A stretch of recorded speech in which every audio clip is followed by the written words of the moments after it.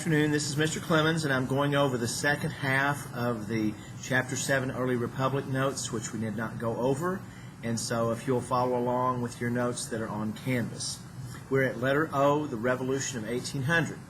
The presidential election of 1800 was an intense partisan contest.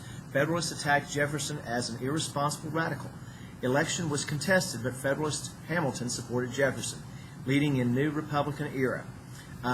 Bloodless transfer of power showed that popularly elected governments could be changed in an orderly way, even in times of bitter partisan conflict. Jeffersonians in the court system. Courts at all levels under Washington and Adams were controlled by the Federalists. The Judiciary Act of 1801 ensured long-term Federalist domination of the federal courts. It reduced the size of the Supreme Court to limit Jefferson's ability to appoint Democratic Republicans.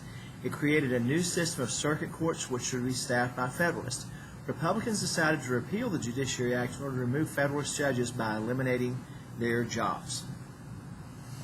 The impeachment cases of John Pickering and Samuel P. Chase, letter Q. Because so many young Federalists had been appointed to judgeships in the later stages of John Adams' presidency, the Democratic Republicans wanted to get rid of as many as they could. John Pickering of the New Hampshire Circuit Court was removed by a strict party line vote of the Senate, with Federalists voting to keep him and the Anti-Federalists or Democratic Republicans voting to remove him. It was rather a ridiculous vote because Pickering was a notorious alcoholic and clearly insane. It's an example of petty squabbling between the Federalists and the Democratic Republicans. The Anti-Federalist or Democratic Republican attempt to remove Supreme Court Justice Samuel Chase. His crime was merely partisanship. The case did not meet the standard of high crimes and misdemeanors specified as constitutional grounds for impeachment. The case deteriorated into political attacks on President Jefferson. Chase was acquitted and remained on the court with Jefferson's support. A Republican empire is born. Sham treaties and Indian lands. The Treaty of Grenville, 1795. Disagreements continued in the West, with the government asserting control over the Trans-Appalachian West, arguing that the natives who lived there were conquered. Indians disagreed because they had not signed the Treaty of Paris. Native peoples were forced to cede huge tracts of land in New York and Pennsylvania. Land speculators used liquor and bribes to take additional land. The conflict arose between allying native groups, white settlers, and the U.S. Army. The Treaty of Grenville ceded most of Ohio to the United States and started a wave of migration from the east. By 1805, Ohio was a new state with more than 100,000 people. Assimilation rejected by Native Americans. To prevent conflict, the U.S. government encouraged assimilation by Native Americans to white culture. In other words, having them try to live and be like white people. Some converted to Christianity but kept up their cultural practices, so that did not work well. Migration and the changing farm economy. Letter B. Southern migrants, two streams. One, white tenants and yeoman farmers flocked into Tennessee and Kentucky, then later into Ohio, Indiana, and Illinois. Second, Southern planters and slaves from the Carolinas moved west to Alabama, Mississippi, and Louisiana to plant cotton. There was also an exodus from New England. People left New England for New Hampshire, Vermont, Maine, and New York.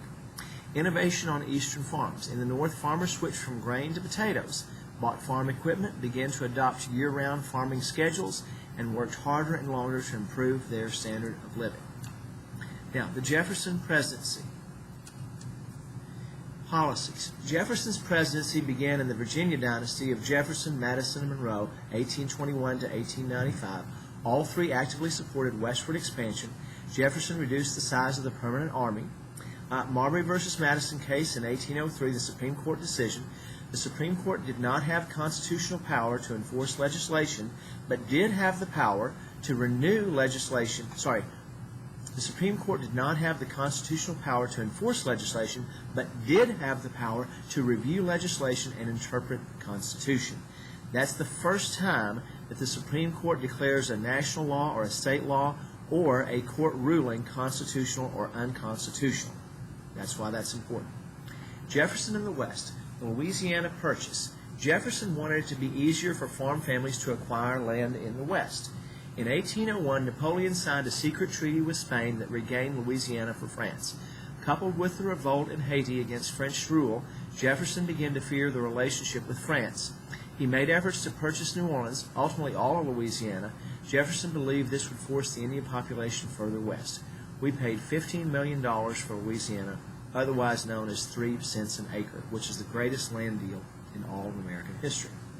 Secessionist schemes. Some New England Federalists considered leaving the Union after the Louisiana Purchase to form a confederacy of northeastern states, supported by Vice President Burr. Hamilton accused Burr of planning to destroy the Union. A duel occurred between the men and Hamilton was killed. Burr was later acquitted of treason. Lewis and Clark were sent by Jefferson to explore the Louisiana Territory. It took them 2 years from 1804 to 1806. They traveled from St. Louis up the Missouri River, across the Rocky Mountains, and out to the Pacific coast of Oregon. In the winter of 1804, they came in contact with the Mandan and the Sioux peoples. They continued traveling further, 1,300 miles, into unknown territories. They gave to Jefferson the first maps of the immense western wilderness and a detailed account of its resources and inhabitants, and gave the U.S. claim on the Oregon Territory. While Jefferson's presidential first term went very well, his second term was a nightmare for him. Now, by the way, I want to mention one thing about the Lewis and Clark expedition. I would love it if we have some time later this year where we could stop and talk about the Lewis and Clark expedition. It's one of the great adventure stories in all of American history, and I'm sorry we're not getting to this time. Anyway, so Jefferson's first term went well. His second term is a nightmare. Jefferson's first term foreign policy, war with Tripoli, 1801 to 1805. The practice of paying tribute to pirates along the North African Barbary states established by the British was continued by Washington and Adams to protect American shipping in the area.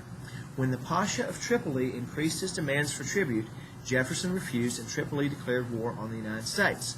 Jefferson, although opposed to a navy, decided to resist, and the U.S. Navy, along with a group of U.S. Marines, employed a vigorous blockade which brought the war to an end. A favorable treaty with Tripoli was signed in 1805, although the U.S. paid tribute to other Barbary states until 1816. Now, some of you all may be familiar with this song, okay? This is a song called the Marines' Hymn, and this is the first use of the U.S. Marines in warfare in this kind of way. So I want to sing a little bit of that song for you to wrap up the first half of this lesson today, okay? It goes like this. From the halls of Montezuma to the shores of Tripoli, we will fight our country's battles in the air, on land, and sea. First to fight for rights and freedom, and to keep our honor clean. We are proud to claim the title of United States Marines. Hooah! Okay, so the war with Tripoli gets put into that song, from the halls of Montezuma to the shores of Tripoli. That's where that comes into the song. That's from the Barbary Pirates War between 1801 and 1805. Now, the last thing I'll say today is the Burr-Hamilton duel.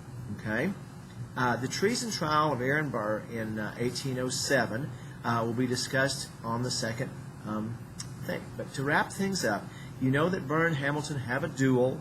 Aaron Burr and Alexander Hamilton dueled at a little place at Weehawken, New Jersey, and they're going to have to end up, well, Alexander Hamilton is killed, and Aaron Burr, who's the Vice President of the United States, has to flee for his life because he's afraid that he's going to be charged with murder. I know, isn't that crazy?